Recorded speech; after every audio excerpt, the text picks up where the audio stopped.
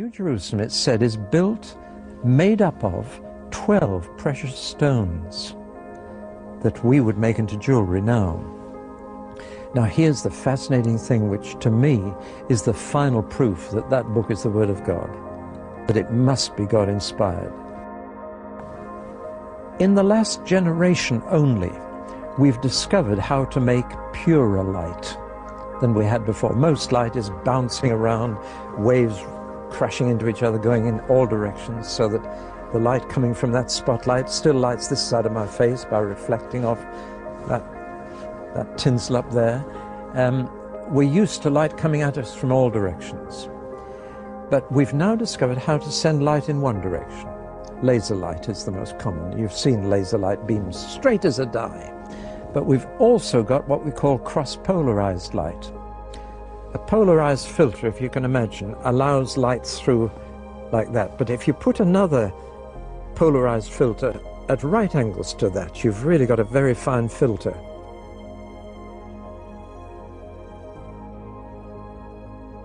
If you take sunglasses and take one lens and put it at right angles to the other, it goes even darker. It only lets very straight light through. Now, people have taken jewels and precious stones and cut a very thin slice for microscopic purposes, and then shone cross-polarized light through them to see what happens. To put it very crudely, what happens to these precious stones in pure light? And one of two entirely different things happens with every jewel. The technical term, to give you a bit of science for a moment, is anisotropic jewels and isotropic jewels. Now what happens is this: some jewels in pure light, whatever their color to begin with, they may be red, blue or green, turn into all the colors of the rainbow and the most fantastic patterns. Other precious stones in pure light lose all their color, just go black, look like a lump of coal dust. And it's only in this generation that people have discovered this unusual property. For example, diamonds in pure light are nothing. Did you get that, ladies? They're not even that. Diamonds, nothing. They won't be there. No, so make the most of them here. Rubies, garnets, just lose everything. Emeralds? No, they keep it. Oh, good. There are other stones that are anisotropic and go into these beautiful colors. Now here's the fascinating thing. The 12 precious stones that God uses to build the New Jerusalem are all anisotropic. In pure light, they are all far more beautiful. And God doesn't touch the diamonds or the rubies. He doesn't build with them.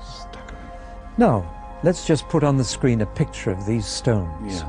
Look at the top 12 stones on this picture, and you'll see the stones of the New Jerusalem. Look at the 4 bottom ones at the bottom of the picture, and you'll see they're black, no attraction whatever. Now then, who knew this 2,000 years ago? No scientist knew it. Nobody knew it.